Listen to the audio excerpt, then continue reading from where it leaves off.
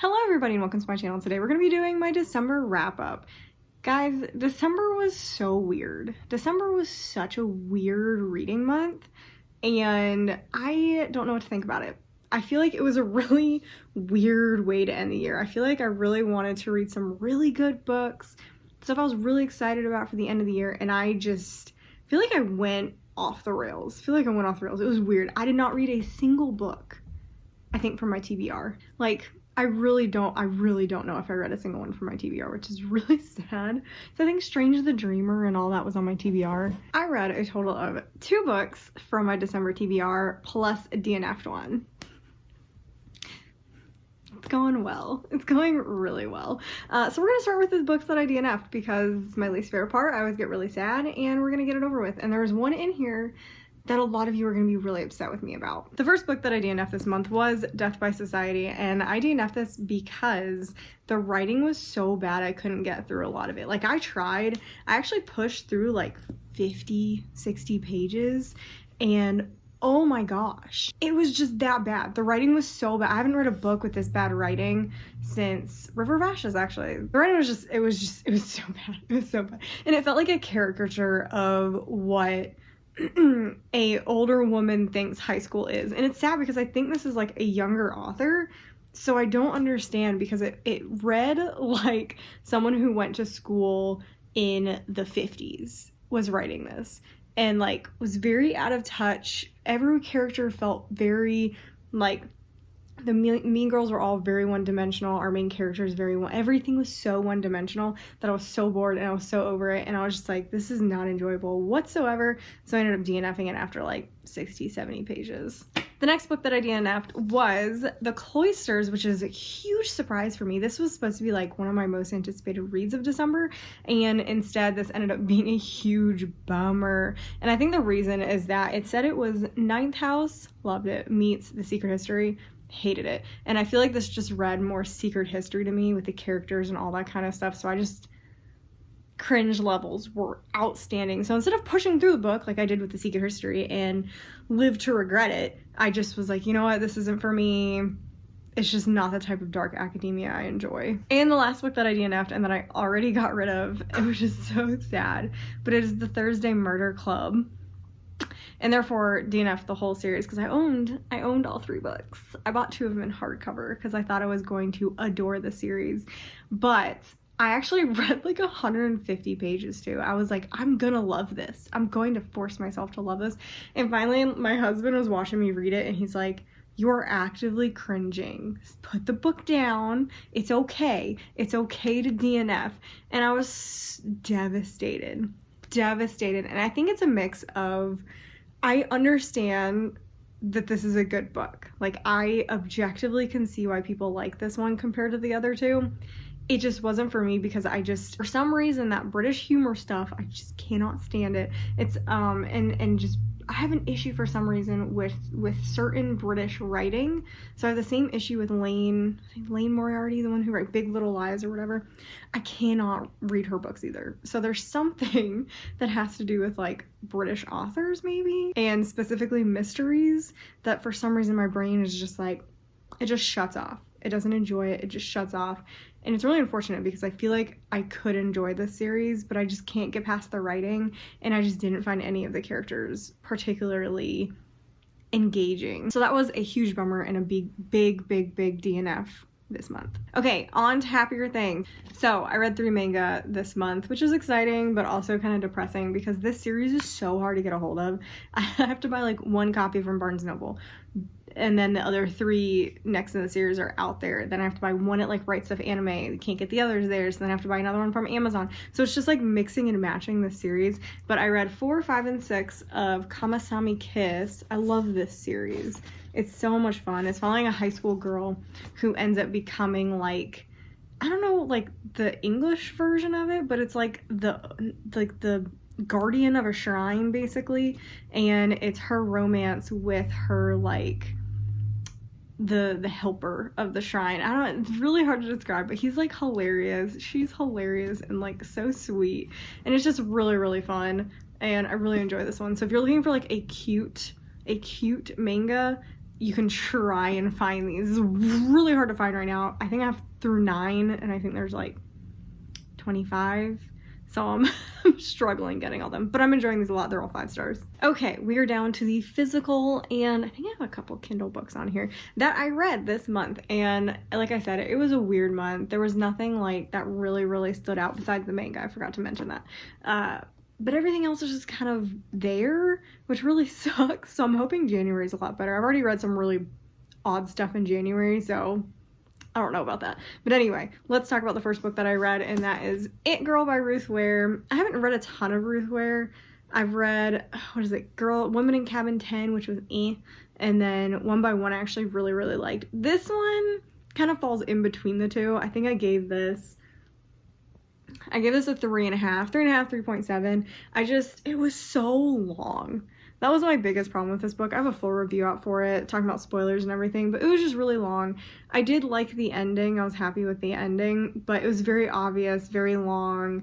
The one thing I do have to say about Ruth Ware books that I really enjoy, and I feel like a lot of people don't like, is that they're long because she walks you through the entire mystery, so that by the end you know what happens because you're able to follow like the train of thought going on.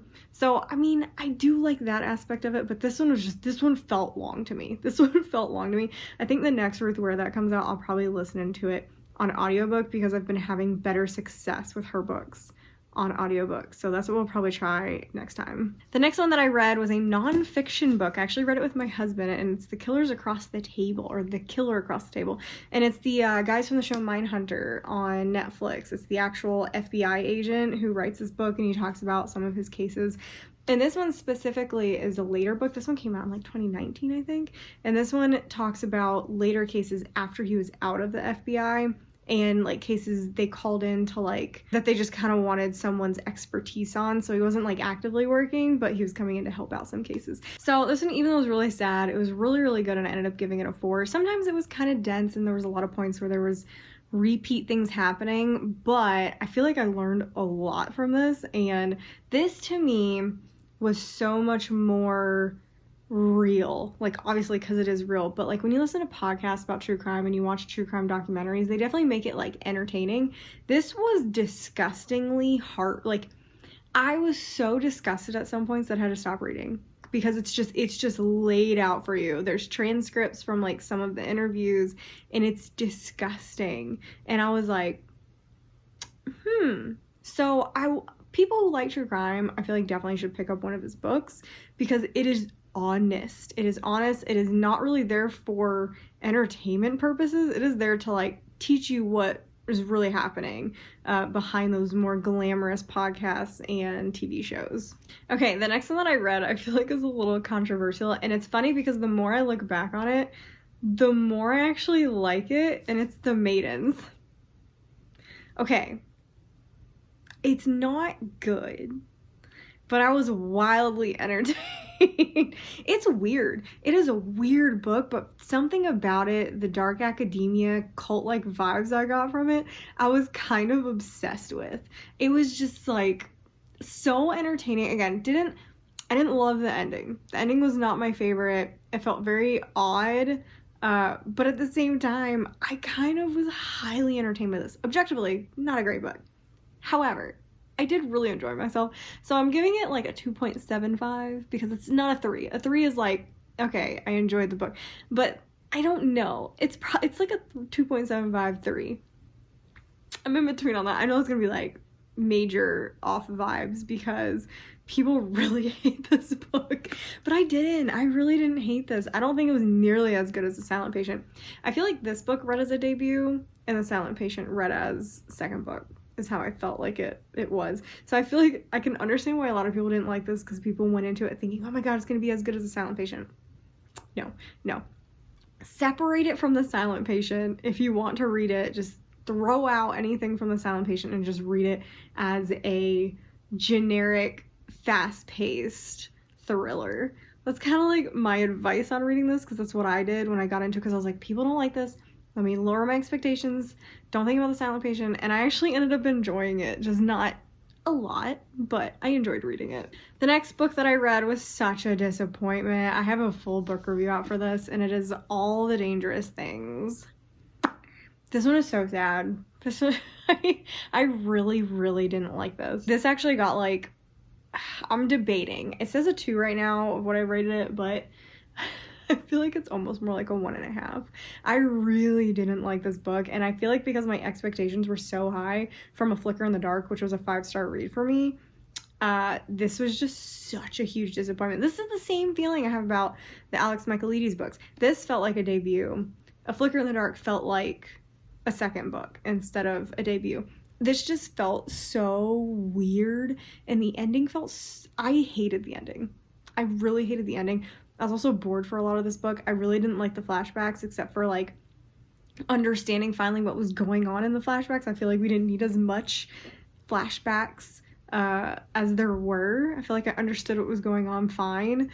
I just really didn't like this one. And it wasn't even that long, and I felt like it took me forever to read. I kind of just like powered through it. I almost DNF'd it, but I was like, I really, really liked her first book. Let me finish this so I can talk about it, and it did not get any better for me. The next one that I read was a weird one that I ended up liking. It's definitely out of my comfort zone because I thought it was just straight up fantasy, but it turns out it's fantasy romance. But it actually wasn't that romance heavy like smut. There wasn't a ton of smut because I was worried about that. But I picked it up from LitJoy, and it is Ledge by Stacey McEwen. She's that girl from TikTok, so I was like, I really love her TikToks. Let me, support her and see what this is all about. And you know what? I ended up giving it a 3. I enjoyed it a lot more than I thought I was going to, which is shocking, but it's really, really pretty edition of this book. But I was worried. I liked the first couple chapters, and then there was a part in the middle where they were doing like this thing where they were running away down the mountain, and I did not like that. And I was like, oh, this feels really rushed. Like it's forced. Like within 30 pages you meet the romantic interest, and they're forced together that quickly. So for me, I'm like, oh, I don't like this. This is why I don't get along with a lot of fantasy romance. But once they were off the mountain and they introduced other characters and did more of a found family thing, I actually started really enjoying it, and I thought the end was pretty good, albeit a little easy, but the end was really good. And I actually am really excited to pick up the second book because I think that because this book got better and better as it went on, I'm hoping the second book like continues that trajectory. So I'm really excited to like see if the momentum keeps going and it just keeps getting better and better, because the ending of this one really was really good. The next one that I read was a surprise win for me. Like I didn't have like super high hopes for this book, but it was a Dowry of Blood, and I ended up rating this one 3.75 because I'm not in love with the writing style of this one. It's basically journal entries, kind of like how Dracula was written, but it's just, I don't know, there's something very detached about it. And then I also didn't like, there was a lot of sex in this horror book mixed with violence and spousal abuse, which I don't like. So I overall really liked the stories and I really liked the characters, but there was a few things in there that I wish hadn't been in there because I don't like mixing my spousal abuse with sexual content. It just for me it just rubs me the wrong way. I just don't like that. So, but overall I really did enjoy this. I got through this very quickly, and it is the very pretty, I think, Fairy Loot edition, and I really, really enjoyed it, but it would be a 4 if not for some of that stuff that I didn't love. And like I said, it was an odd way to write it, and it kind of gave this detachment from the characters, so I couldn't feel super a lot for the characters as much as I wanted to, so that kind of took away from it just a little bit, though. It was still really, really good. I also read, I was trying to fulfill one of my things. I was supposed to read a book of poetry this year. I didn't get to the classic. I didn't read any classics this year. I was trying to finish ABC Murder, but didn't get to it. I needed to read a poem, so I was like, what do I want to do for poetry? And I decided to pick up Shout, which is the same author as Speak, and oh my gosh, this like blew me away. I give it a 4-star, probably more like 4.5. It was so good. I normally don't like poetry that much, but she literally even writes, she's like, I am so sad that if you don't know anything about Speak, it is, first of all, you might have seen it because it's the Kristen Stewart movie, and it turns out that she was sexually assaulted, and a lot of it is drawn from the author's real life. So she decided to write Shout a couple years ago because she's like, nothing has changed since I wrote Speak. I was hoping things would be a lot different, but nothing has. So it's like nonfiction. It is brutal. If you want to read something that really is impactful, I mean, I've read it on Kindle. I was screenshotting like some of the poems because I was sobbing because they're so brutal and they're so real, and it was everything. It was so good. And the last one that I read this month, see, I didn't like read that much that really stood out, except for Shout really stood out. I'll be thinking about that for a while. But like, my normal genres, I really didn't read that much. Like, I read a lot of weird stuff this month. But anyway, I decided to do this because I wanted to get out of a book slump, but I ended up picking up and reading Five Survived by Holly Jackson because I've been dying to read a Holly Jackson, but I didn't want to start a Good Girl's Guide to Murder series because I would have to go get the other two books once I finished the first book. So I was like, let me read a standalone by Holly Jackson. This came out. Honestly, this was fun. This was a lot of fun. I have a full review out for it. This still only got a 3.5 because there was a sniper in it. I don't really like snipers in my books that I think are supposed to be like slasher kind of things. But our main cast gets stuck in the middle of the woods in an RV, and they're pinned down by a sniper. And I don't love that. I'd rather be a hack and slash kind of thriller. That's much more what I prefer than sniper kind of stuff. And there was like mafia ties, so I didn't love that. But I love how it was written. It was written by hours. You could actually read it in 8 hours. If you read it from start to finish on a clock, you could read it in 8 hours and follow along exactly with the characters, which is really cool.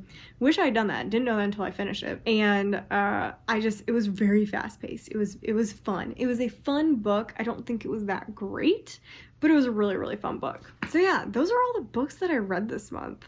And I don't know. It was a really weird reading month. Not how I really wanted to finish the year off. I am glad I finished this manga. Those were really fun. But I don't know. I had such a hard time reading in December. But that has led to, so far, a very good January. It's only the 3rd and I've already read like 5 books. So I'm happy with that. I'm gonna leave December alone. December can just go away now, and we are in January 2023, and I've got some very exciting things to start and do and things happening. So hopefully reading is good for me. Hopefully reading is good for you starting off the year, because that's always nice. And make sure you subscribe for more content, and make sure you comment down below if you've read any of these books, if you liked any of them, if you didn't like any of them, what your favorite books of last year were, what your favorite books of December were. So have a great rest of your day, and I will see you in the next video.